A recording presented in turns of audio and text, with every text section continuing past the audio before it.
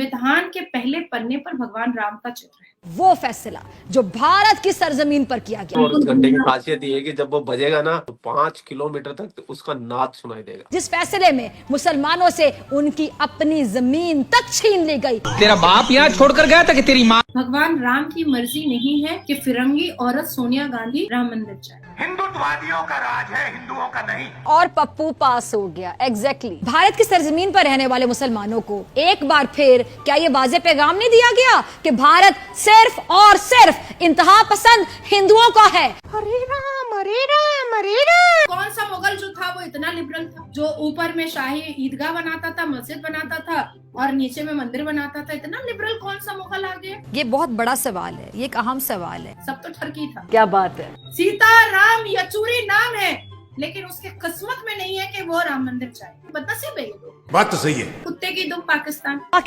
पाकिस्तान वो मुल्क है जो इस्लाम के नाम पर हासिल किया गया। करो जो करना है, हम भी देखें जरा। ये दुनिया की वाहिद इस्लामी एटमी कुव्वत है। तुम्हारा न्यूक्लियर बॉम्ब का ताकत जरा हमको भी देखना है। इस मुल्क को बनाने वाले अजीम लीडर कायद-ए-आज़म मोहम्मद अली जिन्ना के बाप का तो पाकिस्तान था नहीं, हमारे भारत का अंग था पाकिस्तान। पाकिस्तान कायद का पाकिस्तान है। कंट्रोल। पाकिस्तान अमन का निशान है। मैं अगर लड़का होती तो एक ही चीज बोलती, अच्छी मेरा। नमस्कार मैम, आज सबसे पहले शुरुआत करना चाहूंगा मैं आपसे जय श्री राम बोल के। जय श्री राम।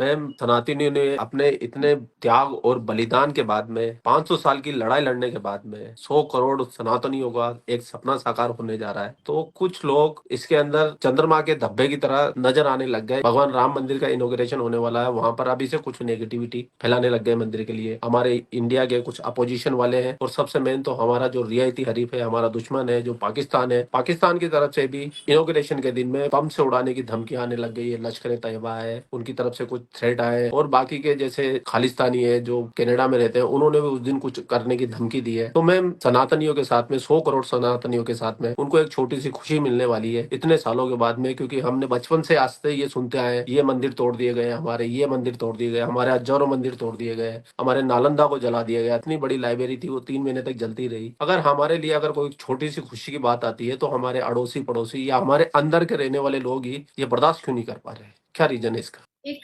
बात है, भूत पिशाच निकट नहीं आवे, महावीर जब नाम सुनावे। जी, हनुमान चालीसा का तो है जी। तो ऐसा है कि जैसे ही योगी जी और मोदी जी का नाम आता है ना, तो जितने भी दंगई और आतंकवादी लोग हैं वो फड़फड़ाने लगते हैं। जैसे मैं हमेशा कहती हूँ कि सूर्य नास, कुल औज़ु बिरब्बिल नास जब पढ़ा जाता है तो जिन्नात भागते हैं, और नाजिया को जब बैठाया जाता है मेन स्ट्रीम मीडिया पर तो मौलाना भागते हैं। ठीक है। अब बात आती है कि आपने कहा कि पाकिस्तान और कनाडा ने जो है वो धमकियां दी है। यहाँ तक कि 10 दिन पहले हनुमान जी की वहां पर एक मंदिर थी, वहां पर भी अटैक किया गया है जो खालिस्तानी टेरर ने किया है कनाडा में। और कल भी एक मंदिर पर और पुरोहित जी के घर पर, वहां पर जो इंडियन ओरिजिन है, प्रेसिडेंट है वहां के, उनके घर पर भी 14 फायरिंग हुई है, कनाडा के खालिस्तानियों ने किया है। अब जाकर के जस्टिन ट्रूडो को ऐसा लग रहा है कि उनके फॉरेन सॉइल पर, उनकी फॉरेन की मिट्टी, कनाडा की मिट्टी पर आतंकी जो हैं अब वो यहाँ भी नहीं छोड़ रहे हैं, तो उन्होंने प्रोब स्टार्ट किया है।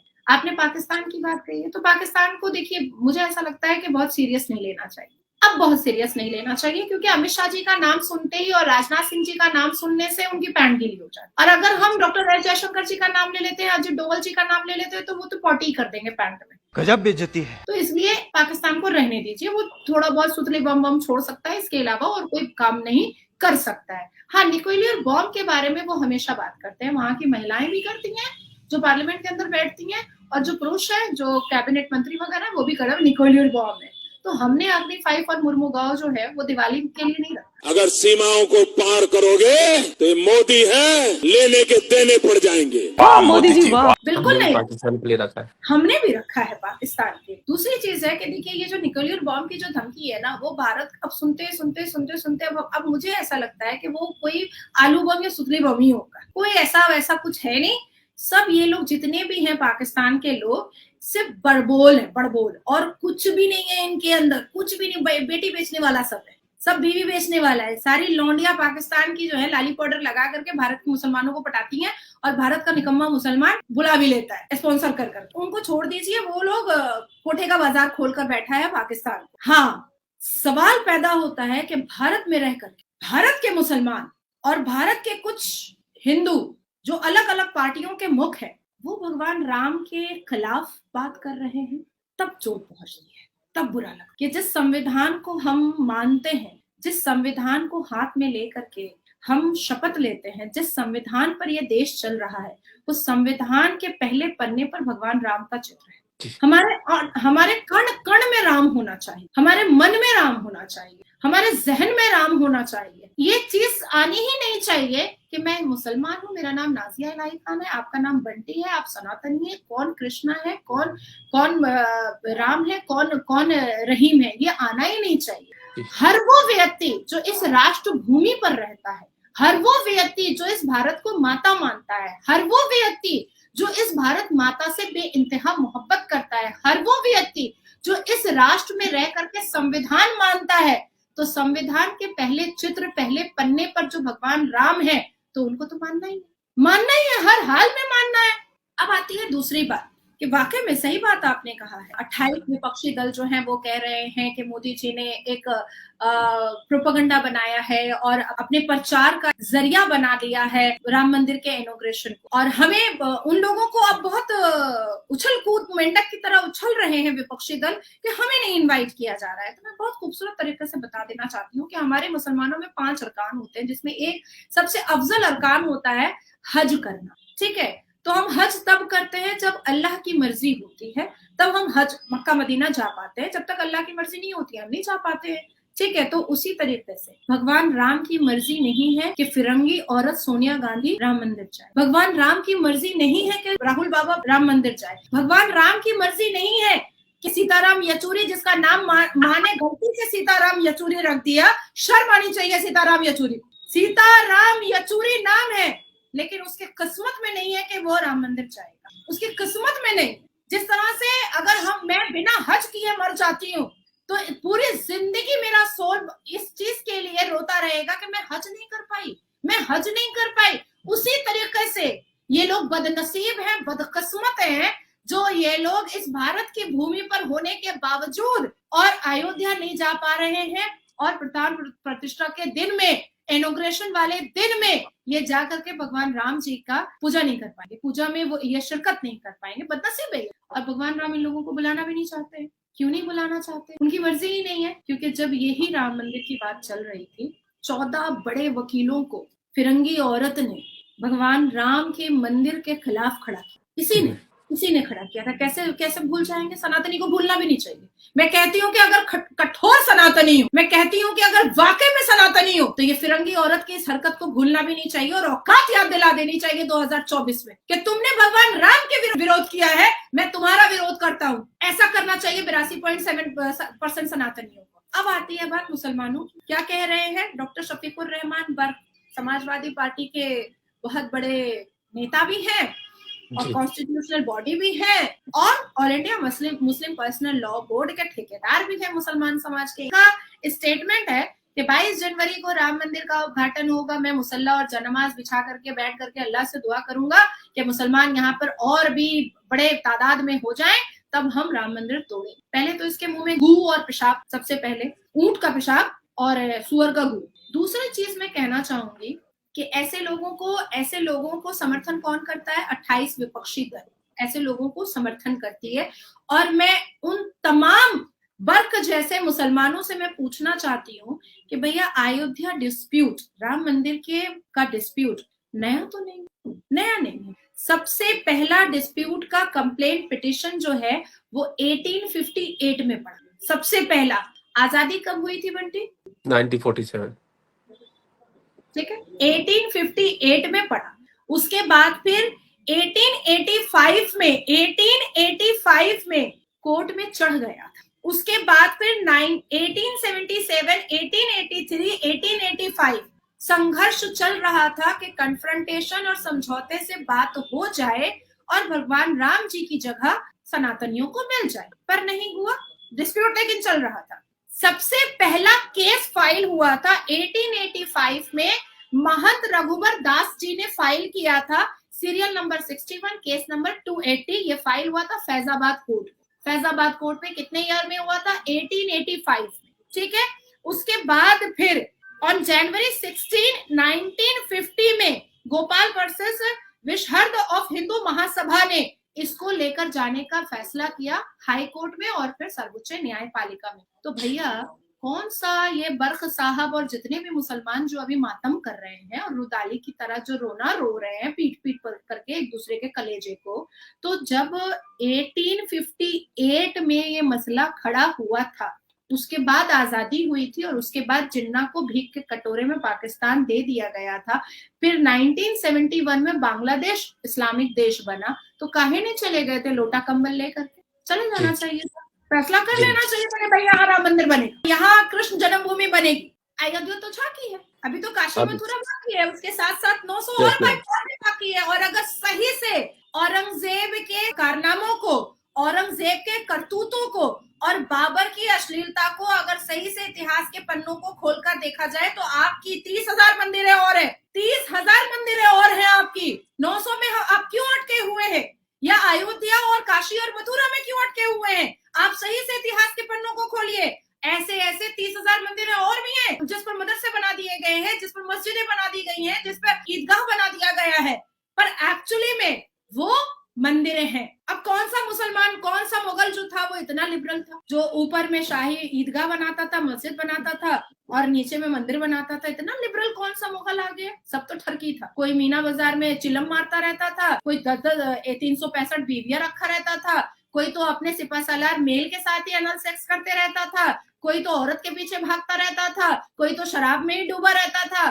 तो इतना लिबरल कौन सा मुगल आ गया था जो आर्कोलॉजिकल सर्वे रिपोर्ट के बाद जमीन के नीचे से, दीवार के पीछे से, खंबे के पीछे से, सब जगह से निकल जाती है भगवान जी की मूर्तियों? कैसे निकल जाती है? अब मैं पूछती हूँ, ज्ञानवापी, कुरान के किस पन्ने में ज्ञानवापी वर्ड है? ज्ञानवापी का मतलब होता है वेल ऑफ नॉलेज, एक कुआं जिसमें नॉलेज भरा हुआ हो। तो वो तो ये तो संस्कृत में इस्तेमाल होता है। ये वर्ड तो संस्कृत है, ये तो मुसलमान का वर्ड नहीं है, ये तो हदियत का वर्ड नहीं है, ये तो सही बुखारी का वर्ड नहीं है, ये तो कुरान पाक का वर्ड नहीं है, ये तो शरिया लॉ का वर्ड नहीं है, ये तो मुसलमान का वर्ड नहीं है ज्ञानवापी, ये तो संस्कृत का वर्ड है। तो जाहिर सी बात है कि वहां पर गुरुकुल रहा होगा, वहां पर मंदिर रहा होगा, तभी ज्ञानवापी नाम रखा गया। ज्ञानवापी मस्जिद कैसे हो गई? अगर ज्ञानवापी मस्जिद हो सकती है तो हनुमान मस्जिद बना करके दिखा दो। अयोध्या में तो तुमको जगह मिली थी ना 5 एकड़ की, तुम वहां पर क्या बना रहे हो? मोहम्मद बिन अब्दुल्ला मस्जिद बना रहे हो, वहां पर हनुमान मस्जिद बना देते। अगर ज्ञानवापी मस्जिद हो सकती है संस्कृत नाम से तो नहीं बनाएंगे। देखिए, चोर की दाढ़ी में तिनका नहीं है या दाल काली नहीं है, पूरी की पूरी दाल काली है, इनकी पूरी दाढ़ी ही तिनके की है। अब बात आती है कि ये लोग एक प्रोपेगेंडा बनाते हैं, मोदी की सरकार है इसलिए मुसलमानों को बहुत ज्यादा मचोड़ा जा रहा है, मुसलमानों को तकलीफ दी जा रही है। भैया मुसलमानों को तकलीफ 9 साल पहले मुसलमान बहुत अच्छे थे, जब अफजल गुरु के पक्ष में नारे लगते थे, जब याकूब मेमन के लिए जनाजे की नमाज होती थी, जब नासिर खान बलात्कारी के लिए लोग वो तारीफ करते थे और उसका शादी का बिरयानी खाते थे।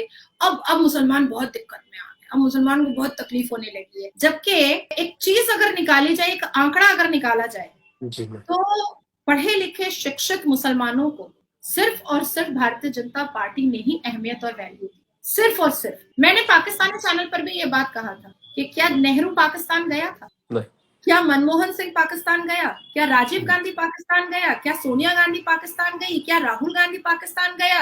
क्या इंदिरा गांधी पाकिस्तान गई? नहीं, कोई नहीं, सिर्फ अटल बिहारी और मोदी जी गए। और मोदी जी पाकिस्तान गए थे। उन्होंने पहल किया था कि सब चीज दुरुस्त कर लो, पर कुत्ते की दुम पाकिस्तान, कुत्ते की दुम टेढ़ी की टेढ़ी है, टेढ़ी रहोगे तो लो। अब सहो, जिन्ना के बाप का तो पाकिस्तान था नहीं। पीओके की बात सिर्फ क्यों करूंगी मैं? जिन्ना के बाप का तो पाकिस्तान था नहीं, हमारे भारत का अंग था पाकिस्तान। और अब तो पीओके से स्टार्ट हो रहा है, हम पीओके से बढ़ेंगे, हम बलोच जाएंगे, बलोच से हम गिलगित जाएंगे और हम आधा से ज्यादा पाकिस्तान अपने में ले लेंगे। करो जो करना है, हम भी देखें जरा तुम्हारा न्यूक्लियर बॉम्ब का ताकत, जरा हमको भी देखना है। अब बात आती है कि कहा जाता है कि सबसे ज्यादा अटैक मुसलमानों पर तब होता है जब भारतीय जनता पार्टी की सरकार। अब मैं पूछना चाहती हूँ कि 2002 में एपीजे अब्दुल कलाम को राष्ट्रपति किसने बनाया? अटल जी जी जी उस्ताद बिस्मिल्लाह खान को 2001 में भारत रत्न अवार्ड किसने दिया? ये वही बिस्मिल्लाह खान है जिन्होंने 1947 15 अगस्त में सबसे पहले शहनाई बजाई थी आजादी। जी उनको कब मिला भारत रत्न अवार्ड? अटल बिहारी वाजपेयी जी की सरकार। अमीर अब्दुल हमीद 2015 में परमवीर चक्र के हकदार हुए थे। 50वीं बरस की शहादत में इनके पूरे खानदान को बुला करके 2015 में किसने सम्मानित किया था? मोदी जी ने सम्मानित किया। नाजिया इलाही खान को भारत की बेटी किसने बनाया? सनातनियों ने बनाया। सनातनियों ने बनाया, हिंदुस्तान की आवाम ने बनाया। और इतना प्यार और इतना सपोर्ट नाजिया जी आपके लिए तो काबिले तारीफ है। आपसे बहुत प्यार करते हैं, आपकी बातों से बहुत प्यार करते हैं। तो भारत को मुसलमानों से कोई प्रॉब्लम नहीं, या भारतीय जनता पार्टी को मुसलमानों से प्रॉब्लम नहीं है, बिल्कुल नहीं। मैं भी मुसलमान हूँ, मैंने कई बार भारतीय जनता पार्टी के मंच पे नमाज पढ़ी रमजान में, मुझे तो कोई कुछ नहीं बोला। क्यों नहीं बोला?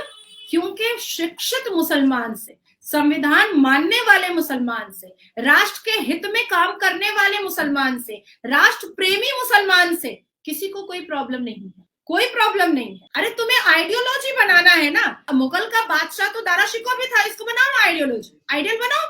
नहीं बनाएगा, क्योंकि दारा शिकोह क्या था? वो हिंदू मुसलमान में म्यूचुअल करवाना चाहता, वो एक दूसरे को लेकर के चलना चाहता। आरिफ मोहम्मद खान जी को बना लो ना अपना आइडिया। नहीं बनाएगा। क्यों नहीं बनाएगा? क्योंकि शाहबानो सायरा बानो जब 3 तलाक के लिए सर्वोच्च न्यायपालिका गई थी 1984 में, तो वो पहले मुसलमान थे जिन्होंने उसके आंसू पोंछे और मुसलमान औरतों के हक के लिए आवाज उठाया था। और बदतमीज और जितने भी ठरकबाजी वाले रिचुअल थे उसको खत्म करने पर मोहम्मद आरिफ खान जी ने आवाज उठाई। एपीजे अब्दुल कलाम जिन्होंने भारत को मिसाइल दी, जिनका नाम ही मिसाइल मैन के नाम से रखा गया, तो ऐसे मुसलमान आपके आइडियल क्यों नहीं होते हैं? आपके आइडियल नवाब वाजिद अली शाह क्यों होते हैं जिसके पास 365 बीवी थी? आपके आइडियल खिलजी क्यों होते हैं जो अनल सेक्स करता था अपने ही मर्द सिपहसालार के साथ? आपके आइडियल औरंगजेब क्यों होते हैं जिसने अपने ही बाप को कैद कराया था और अपने ही भाई का गला कटवाया था? आपके आइडियल बाबर क्यों होते हैं जो अय्याशी में मुब्तला रहता था, जो बिना पिए बिना चुल्लू पिए, जिसकी सुबह नहीं होती थी, जिसकी रात नहीं होती थी? आपके आइडियल ऐसे क्यों होते? इस्लाम जो है वो तो अमन रसूल का पैगाम है ना, ये अमन मुगल का पैगाम कब से हो गया? कोई मुझे बता सकता है? अमन मुगल का पैगाम कब से हो गया इस्लाम? अमन रसूल का पैगाम पहुंचाओ ना। नहीं हमने 4 शादी नहीं करनी है, हमने 12 शादी करनी है, तो ये करो ना। मुगल जिंदाबाद का नारा क्यों लगा रहे हो? तुम थरके आजम क्यों बनने की कोशिश कर रहे हो? तुम जाहिल आजम बनने की क्यों कोशिश कर रहे हो? तुमको फॉलो करना है प्रॉफिट मोहम्मद को, तुमको फॉलो नहीं करना है औरंगजेब को। अब बात आती है कि आज भी हमारे भारत के मुसलमानों से पूछा जाएगा तो जिद पकड़े हुए। अफजल गुरु हालात का मारा था, बेचारा मर गया। इशरत इनकी बेटी थी, जाकिर नायक इनके मसीहा हैं, और हाफिज सईद को आज भी हाफिज साहब बोलते हैं जी। विंटर सेशन में असदुद्दीन अवैसी ने कहा कि हम अगर 50 मुसलमान मेंबर ऑफ पार्लियामेंट अगर उनकी पार्टी से होते तो याकूब मेमन को बचा ले। और याकूब मेमन वही था जिसने 93 के धमाकों के अंदर महत्वपूर्ण रोल अदा किया था अपना, और 200 से ज्यादा।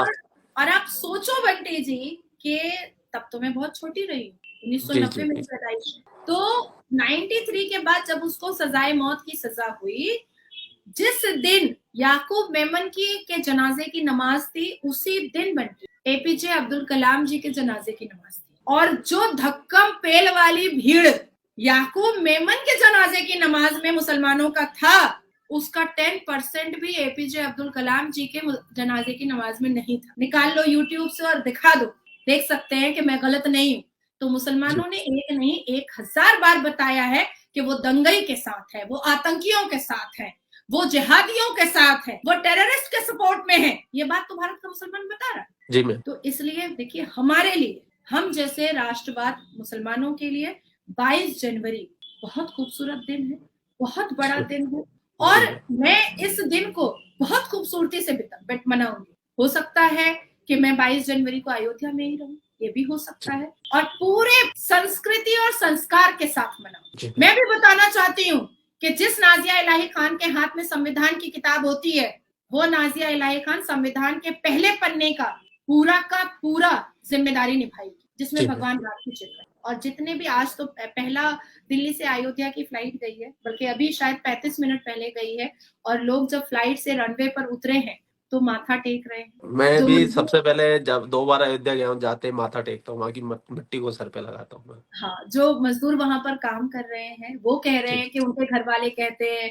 कि अरे तुमने तो 7 जन्म हम लोगों को बिल्कुल स्वर्ग पहुंचा दिया है। जी कुछ लोग हैं जो 108 फीट का अगरबत्ती बना रहे हैं, कुछ लोग हैं जो वर्ल्ड क्लॉक बना रहे हैं, कुछ लोग हैं जो बहुत खूबसूरत खूबसूरत उपहार बना रहे हैं राम मंदिर जी के लिए। मुझसे एक जी व्यक्ति पूछ भी रहा था कि कितना 1000 टन का घंटा लगा है। तो मैंने उस मुसलमान को बताया कि हाँ भैया, तुझे जगाने के लिए ही बना है। मैम, और बिल्कुल उस घंटे की दुनिया खासियत ये है कि जब वो बजेगा ना तो 5 किलोमीटर तक उसका नाद सुनाई देगा। बहुत अच्छी बात है, सुनाई देना चाहिए, क्योंकि असदुद्दीन अवैसी से लेकर के, जोड़ा अवैसी से लेकर के मुसलमान क्या बोल रहे हैं कि हम अपने पुश्तों को याद दिलाएंगे कि ये पहले बाबरी मस्जिद थी। याद दिलाने की जरूरत नहीं है, जब जब पूजा होगी घंटा बजेगा और पूरे अयोध्या में गूंजेगा, याद आ ही जाएगा कि पहले बाबर ने लूटा था, क्योंकि घोड़े और ऊंट पर तो लेकर आया नहीं था उस जमीन को, घोड़े और ऊंट पर तो लेकर आया नहीं था उस जगह को।